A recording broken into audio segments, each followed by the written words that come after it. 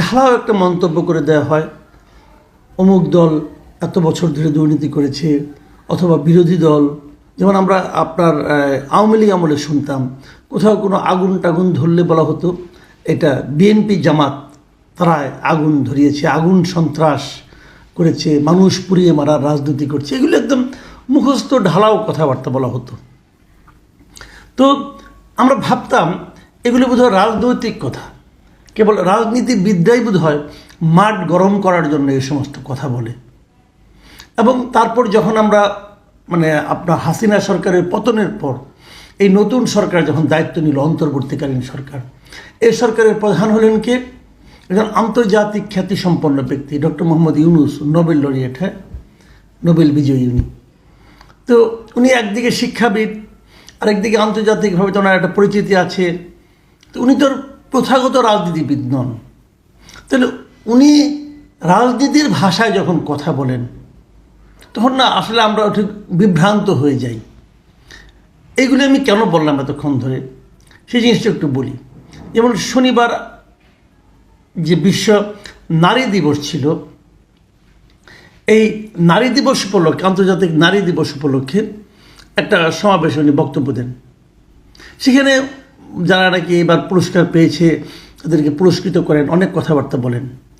তার ফাঁকে উনি একটা কথা বলেছেন, সেই জিনিসটা কি, যে আমি আপনাদের হুবহু পড়ে শোনাই, যে পতিত স্বৈরাচার দেশে নৈরাজ্য সৃষ্টি করতে বিপুল পরিমাণ অর্থ বিনিয়োগ করছে।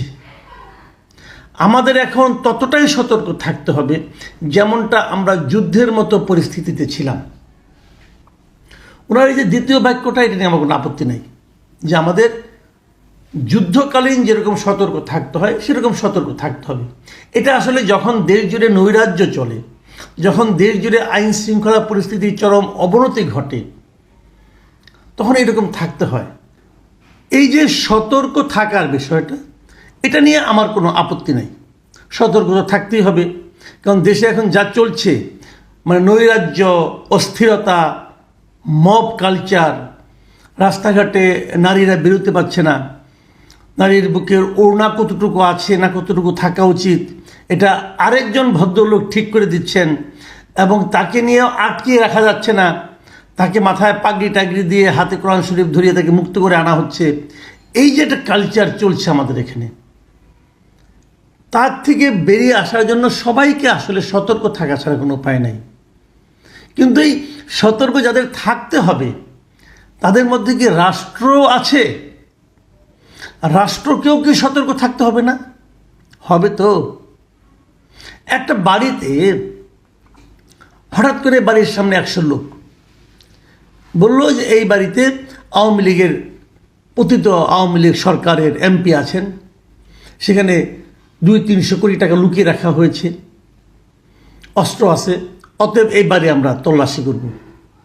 পুলিশ না, একটা মব, এবং চিৎকার চেঁচামেচি, ভাঙচুর, ভেতরে তারা গেল, যে কিছুই পেল না। এর মধ্যে পুলিশ আসলে পুলিশ তাদের বাধাও দিল না। এই যে কালচার, এই ক্ষেত্রে কাকে সতর্ক থাকতে বলছেন প্রধান উপদেষ্টা? ওই বাড়ির মালিককে? সে তো সতর্কই ছিল, দরজা সিটকিনি বন্ধ করা ছিল। ওই বাড়ির কেয়ারটেকার, সেও সতর্ক ছিল, বাধা দিতে যে দু একটা চট থাপড় খাইছে। তাহলে সতর্কটা কে থাকবে? এই প্রশ্নটা কিন্তু ইম্পর্টেন্ট। এখানে সতর্ক থাকতে হবে সরকারের। সরকার কি সতর্ক ছিল? সরকার কি সতর্ক থাকেন? যদি সরকার সতর্ক না থাকেন তাহলে উনি আমাদেরকে সতর্ক থাকার অনুরোধ করে লাভ কি ভাই? ভালো কথা। আরেকটা কথা আমি বলি, যে জিনিসটা নাকি বলাই জরুরি, তা হলো উনি যে প্রথম যে বক্তব্যটা দিয়েছেন সেটা একটু আপনাদের পড়ে শুনে, আরেকবার পড়েছি কিন্তু আরেকবার আপনাদের স্মরণ করিয়ে দিই, যে পতিত স্বৈরাচার দেশে নৈরাজ্য সৃষ্টি করতে বিপুল পরিমাণ অর্থ বিনিয়োগ করছে। তার মানে দেশ জুড়ে যে নৈরাজ্যটা হচ্ছে, এর জন্য উনি দায় দিলেন কার উপর চাপালেন পতিত স্বৈরাচারের উপর, আওয়ামী লীগ সরকারের উপর। আওয়ামী লীগ যারা ছিলেন, আওয়ামী লীগের যে সরকারটা ছিল, সেই সরকারটা তো পতিত হয়ে গেছে, তারা এখন নাকি দেশ জুড়ে এই নৈরাজ্যগুলি কায়েম করছে। এটা ঠিক যে আওয়ামী লীগ প্রচুর লুটপাট করেছে, আওয়ামী লীগের কাছে প্রচুর অর্থও আছে, কোনো সন্দেহ নাই। তারা চাইলে সেই অর্থ মন্দ পথে ব্যয় করতেও পারে।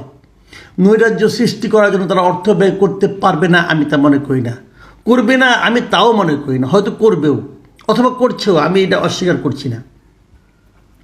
কিন্তু আমরা যে নৈরাজ্যগুলো দেখছি, যে অপকর্মগুলো দেখছি, যে লুটপাট, যে আইনহীনতা, যে মব কালচার, মব লিঞ্চিং যেগুলো আমরা দেখছি, সেগুলোর পেছনে আওয়ামী লীগ জড়িত অথবা আওয়ামী লীগের অর্থ জড়িত, এটা কি এখনো পর্যন্ত কেউ কোথাও কোনোভাবে প্রমাণ করতে পেরেছে?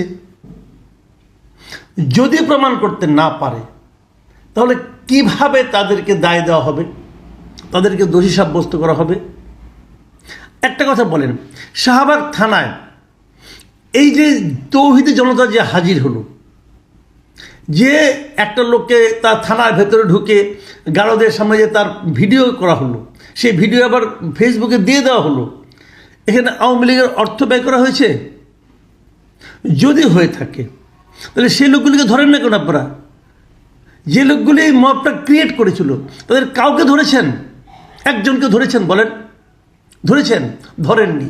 যদি না ধরে থাকেন তাহলে আপনি কি করে সিদ্ধান্তে আসলেন যে এটা পতিত স্বৈরাচার অর্থ ব্যয় করেছে? কোন একটা ঘটনা আপনি বলেন? গত কয়েক মাসে আপনারা অন্ততপক্ষে একটা ঘটনা বললে তো হবে না, অন্ততপক্ষে 10টা ঘটনা বলতে পারা উচিত। যখন আপনি প্রধান উপদেষ্টা স্বয়ং বলছেন তখন ওনাকে মিনিমাম 10টা ঘটনা বলা উচিত। আপনারা বলেন 2টা ঘটনা, 3টা ঘটনা বলেন যেগুলো পতিত স্বৈরাচার অর্থ ব্যয় করিয়েছে। দেখাতে পারবেন? পেরেছেন? পারেননি। তাহলে ওরকম ঢালাও মন্তব্য কিভাবে করেন?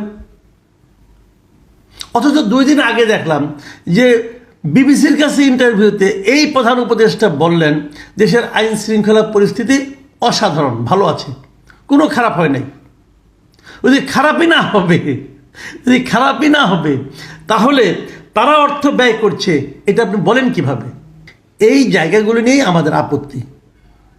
ডক্টর ইউনূসকে আমি অনুরোধ করব, প্লিজ রাজনীতির ভাষায় কথা বলবেন না, প্রচলিত রাজনীতি, নষ্ট হয়ে যাওয়া রাজনীতির ভাষায় কথা বলবেন না। এই সমস্ত কথা আমরা আগে বহুবার শুনেছি। নিজের অযোগ্যতা ঢাকার জন্য অন্য কারো ওপর ঢালাও অভিযোগ করা, এগুলো শুনতে এদেশের মানুষ আর আগ্রহী না, তারা পছন্দ করে না। আপনি একটা বড় দায়িত্ব নিয়ে ক্ষমতায় বসেছেন, আপনি যেভাবে কথা বলেন এটাকে সেন্সিবল কথাবার্তা মনে করা হয় না, মনে করা যায় না। আসলে আপনি তো কোনো দায়িত্বও নিচ্ছেন না। আপনি বলছেন আমরা দেখি, চেষ্টা করি, আমরা এই জগতের লোক ছিলাম না। তো এই জগতের লোক ছিলেন না, এই বিষয়ে জানেন না, দায়িত্ব নিতে গেলেন কেন? কারণ এখানে তো দায়িত্ব নিয়ে যদি আপনারা না পারেন, এটা তো কেবল আপনার একা ব্যর্থতা না, পুরো জাতি এতে ক্ষতিগ্রস্ত হবে। পুরো একটা জাতিকে আপনার নিজস্ব ব্যক্তিগত এক্সপেরিমেন্ট করার জন্য আপনি পুরো একটা জাতিকে কি ঝুঁকির মুখে ফেলতে পারেন? উচিত হবে না। আপনি নিজে আনারি এবং সবগুলো আনারি লোককে আপনি কালেক্ট করে নিয়ে আসছেন, এনে আনারি প্রক্রিয়ার দেশ চালাচ্ছেন এবং পলিটিক্যাল লিডারের ভাষা শিখে ফেলেছেন এর মধ্যে 7 মাসে। শিখে এখন আপনি বলতেছেন যে এটা পতিত স্বৈরাচার চালাচ্ছে। পতিত স্বৈরাচারে কেউ তো নাই রে ভাই দেশে, এত দৌড়ের উপরে আছে।